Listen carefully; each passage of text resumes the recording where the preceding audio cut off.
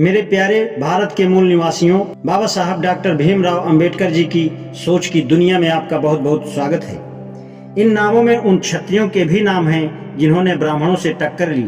गायत्री मंत्र विश्वामित्र द्वारा रचित है। ब्राह्मणों से तंग आकर इन लोगों ने खूब बदला लिया। बेड़ू ने ब्राह्मणों से अपनी पूजा कराई, पुरुरवा ने उनके धन को लूटा और नहुस ने उनसे अपना रथ खिंचवाया। निमि ने राजपुरोहित को कोई भी संस्कार करने से मना कर दिया। सुदास ने वशिष्ठ के पुत्र को जीवित जला दिया। इस प्रकार के व्यवहार के कारण ब्राह्मणों ने बदला लेने की ठानी। संधि का भी कुछ प्रमाण है।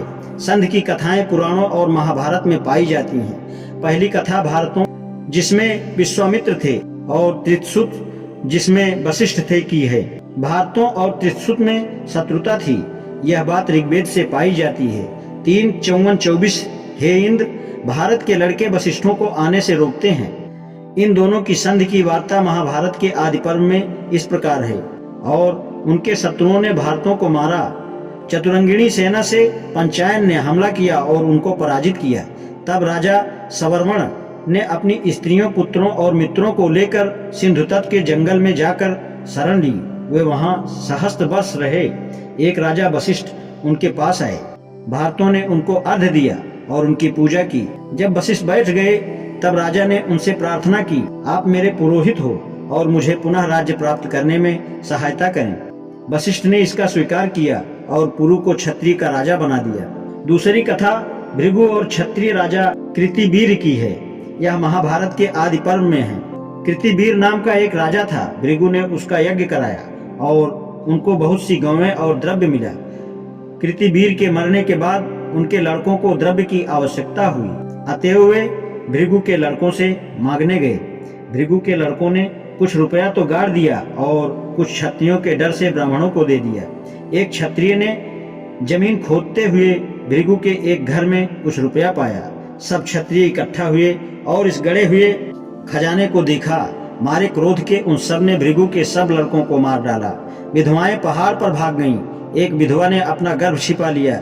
एक ब्राह्मणी द्वारा इस समाचार को पाकर क्षत्रिय उसे मारने दौड़े, परंतु उस बालक के तेज से वे उसे मार ना सके। वे सब मारने वाले अंधे हो गए। तब उन लोगों ने बालक की माता की बहुत स्तुति की।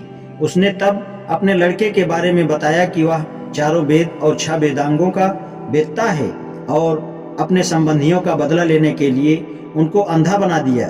तब उन लोगों ने उस बालक की स्तुति की और उन्हें पुनः नेत्र प्राप्त हो गए। उस और नामक बालक ने उग्र तपस्या की, जिससे देवता, असुर और मनुष्य सब घबरा गए। उसके पूर्वज आए और कहा कि उनमें क्षत्रियों से बदला लेने की इच्छा नहीं है। भृगु के पुत्रों ने क्षत्रियों से डरकर बदला नहीं लिया। वे बहुत वृद्ध हो गए थे, अतएव उनकी इच्छा स्वयं मरने की थी। धन उन लोगों ने इसलिए गाड़ दिया था ताकि ऐसे करने पर क्षत्रिय क्रुद्ध हो जाएं और उन्हें आत्महत्या न करनी पड़े। अतएव उन लोगों ने और उसे क्रोध शांत करने को कहा कि मेरा क्रोध यदि दूसरे पर न उतारा जाएगा तो मुझी को जला देगा। तब उसके पितरों ने कहा कि क्रोध समुद्र में बहा दो। अतएव वह क्रोध ही सिरस हो गया, जो पानी पीता है और आग उगलता है। तीसरी कथा हयहय के राजा कीर्तिवीर के पुत्र अर्जुन और परशुराम के बीच में युद्ध की है। यह महाभारत के बाढ़ पर्व में लिखी है। कीर्तिवीर का पुत्र अर्जुन, जो हयहय के राजा था, उसके सहस्त्र हाथ थे। उसने दत्तात्रेय से एक सोने का रथ प्राप्त किया, जिसका वेग रोका नहीं जा सकता था। उसने देवता, यज्ञ, ऋषि आदियों को कुचल दिया। तब देवता और ऋषिगण ने विष्णु की शरण ली और उसके मारने की तरकीब विष्णु ने बताई। उस समय कान्यकुब्ज के राजा गाध के एक पुत्री सत्यवती थी।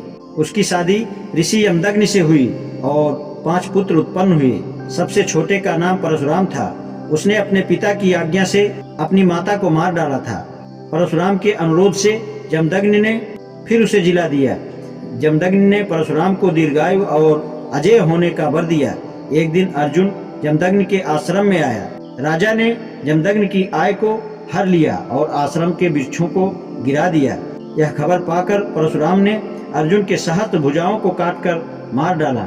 अर्जुन के लड़के ने परशुराम की अनुपस्थिति में जमदग्नि को मार डाला। इससे क्रुद्ध होकर परशुराम ने अपना कुल्हाड़ा उठाया और सब क्षत्रियों को मार डालने की प्रतिज्ञा की।